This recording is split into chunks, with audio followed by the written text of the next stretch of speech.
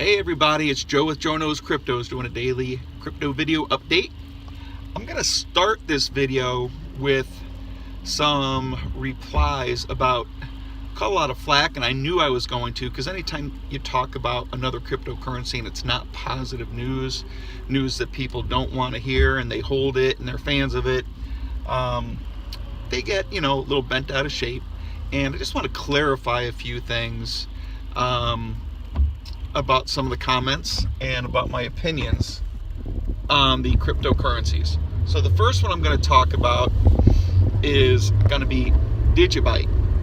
So anybody who follows my channel knows that for the last few weeks I've been saying a lot of positive things about Digibyte, how they're a mined cryptocurrency, how they're very decentralized, how I liked all those things, how I thought that they would be a good option for daily purchases, and that I was actually thinking about investing in Digibyte. So because of those reasons, before I invest in anything, I just like to do my due diligence, do some research. So so I searched YouTube and I found a video that was posted, and if you guys want to check this out, if you're Digibyte fans, maybe you can help clarify the problem I had here. And I'm not saying this to bring Digibyte down. Like I said, I still like Digibyte. I don't think it's a bad thing, but it was just one of my concerns that I wanted to talk about. And it was a video posted February 27th by, the name of the channel is 2Mug Investors or Investments, something like that. And they had a gentleman on who was an expert in very technological aspects of blockchain and building and programming and all that kind of stuff. And he knew a lot about the back end part of cryptocurrencies. He knew about Litecoin. He knew about Digibyte, and he actually holds Digibyte. He owns Digibyte. And I mentioned that in yesterday's video. This wasn't meant to be a knock on Digibyte. It's just something I wanted clarified before I invest on it. And I actually asked for comments and didn't really get anything substantial back. So what he said, and you can go to about, I want to say it's towards the end part of the video. I think the video is maybe 50 minutes long, so I'd say maybe if you want to start watching around the 35-minute mark, where he starts talking about Digibyte. And the problem that he brings up, and I just watched it briefly a few minutes ago, he says when you have fast block times like Digibyte has, which is great, speed is great, they're able to handle a lot of transactions in a short amount of time, which is what the Swift system does. They're actually faster than the Swift system. Fantastic. They can do thousands of transactions per minute. So good for Digibyte. But he said when you have such fast transactions with large blocks, what happens is it's possible or it's more common for something called orphan blocks to occur. And this is if you're someone's working on the block with your transaction, but in the meantime someone else is mining a block and their block is finished before your transaction, or your mining of your block is complete. I didn't really understand it. That's what I was looking for clarification on. But before your approval process or whatever is complete, that there could be orphan blocks, and orphan blocks can sometimes not guarantee payment processing to be done the right way. Okay, that's all I said about Digibyte. I know it was possibly a negative thing. It wasn't meant to be an attack. It's more meant to be I want to find out more about this if you know anything about it. And I also mentioned that I'm sure Digibyte knows about this and that there's ways that they can maybe solve it. They talked about layering blocks and not doing all the transactions on the blocks, but doing it with layering. So I'm sure they've got a plan, but I just wanted to see if anybody had heard anything else about this, okay? And that's all I'm going to say. Well, that's not all I'm going to say about Digibyte. I'm also going to say that, one of the comment was putting down other coins so I can pump my own coin, okay? So I do like Litecoin, but I'm going to tell you right now, I don't believe that Digibyte and Litecoin and Bitcoin fall into the same category any longer. Okay? And I mentioned this again in some other videos, if you did watch any of them, that Bitcoin is going to be something that is not used for transactions in the future. And neither will Litecoin. They're both going to be investment tools. They're going to be stores of value. When people get their hands on some Bitcoin and some Litecoin, they're going to hold it. They're going to hold it and store it.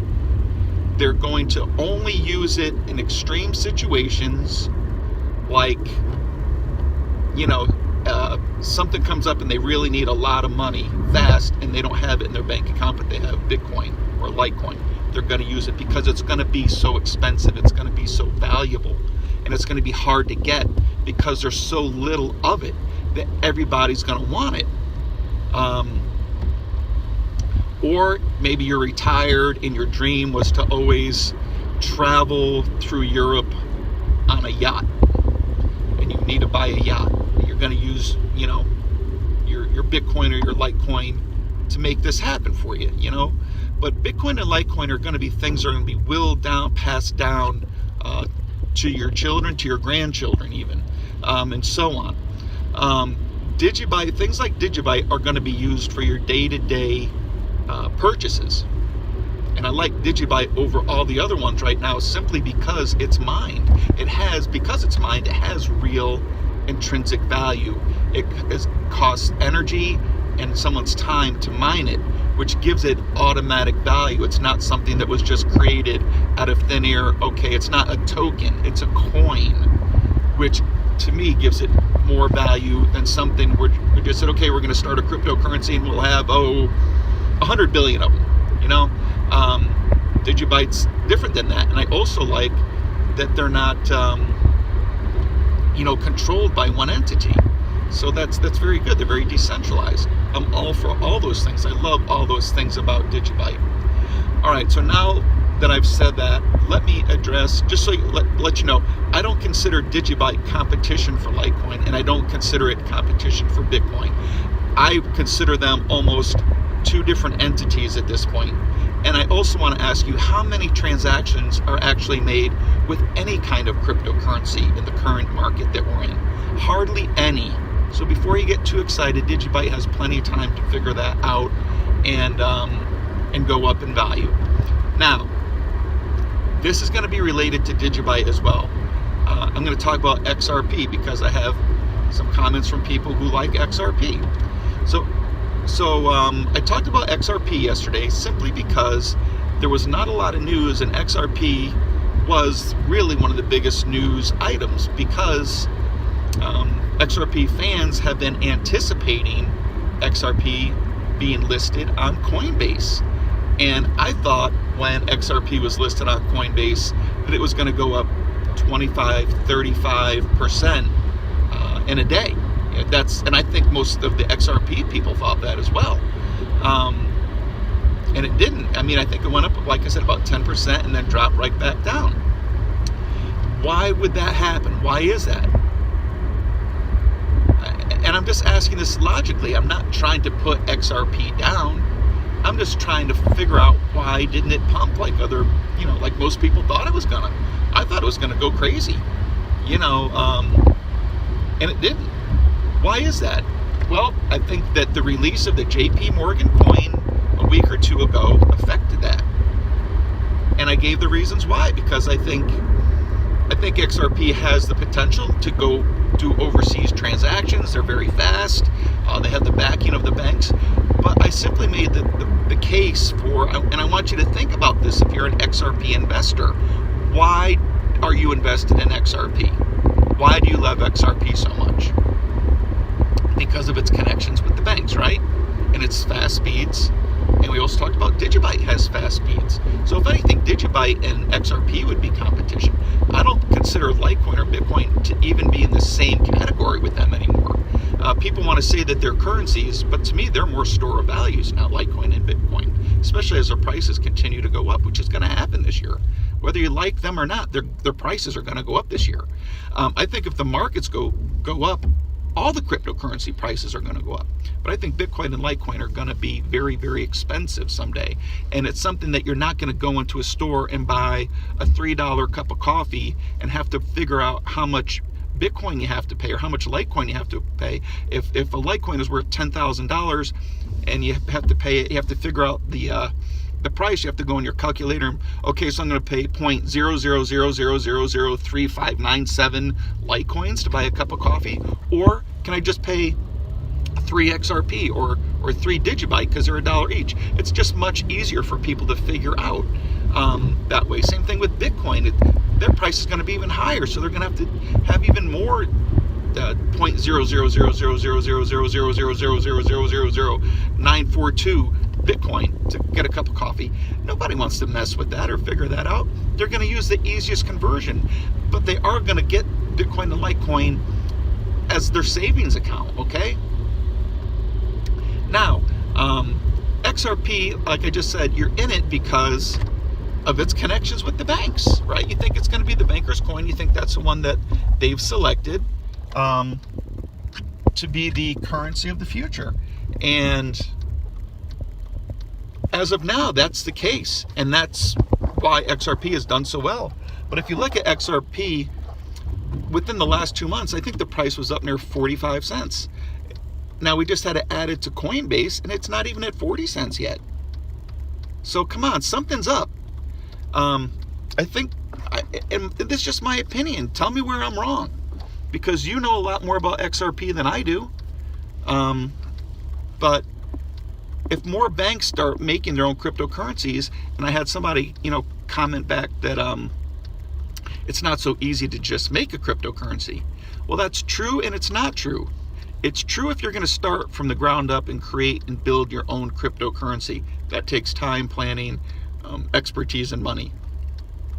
But nowadays you can copy and paste code, and that's what JP Morgan did, and that's what all these other banks are going to do. They're not going to waste time creating their own cryptocurrency from scratch. They really don't care. They're going to peg it to the US dollar, just like JP Morgan did, and they don't care if it's just a copy paste type of deal. So you can actually go on Waves right now and create your own cryptocurrency. So it's not that hard to make a cryptocurrency. And when all the banks have their own cryptocurrencies, their need for XRP is going to disappear. This is what I'm saying. Where am I wrong in that? I'm not trying to bash XRP. I'm just trying to think, and I'm just trying to figure things out. And maybe, you've got a different opinion that you can express, or maybe I'm going to open your eyes and maybe I'm right, and maybe you might think, hey, maybe XRP is not right. Now, again, if the market goes up, all cryptocurrencies are going to go up. And maybe I am wrong about XRP. I don't know what the future holds. I'm just, a guy just like you trying to think logically about what's going on. All right, so let's get off that. I'm already at over 13 minutes here. Just wanted to basically say today that the cryptocurrency market was up in February for the first time in over a year, I believe, which is good news. To me, that's a sign that the bear market is over. So I made a video about maybe 3-4 weeks ago saying that I'm calling the end of the bear market, and I hit it right on the nose. If that actually is the end of the bear market, there's just too much things going on with cryptocurrency. The only way it's going to go down again is if the big investors try to scare us and dump a bunch of their coins back on the market, or a bunch of, they try to put out a bunch of bad news. Also wanted to mention my Crusher of the Month Wabi, I recommended at 13.8 cents, is up over 16 cents today. For a small cryptocurrency, that's a big move. And I actually went in and bought some more Wabi today, and I'm just going to wait a little bit, and when it hits the price mark that I want it to hit, I'm going to go ahead and sell and trade it. I am going to hold some, of course, because I believe it's a good project. Not financial advice. Kiss your girlfriends, kiss your wives, hug your kids, pet your pets. Joe knows cryptos. God bless. Signing off. Goodbye.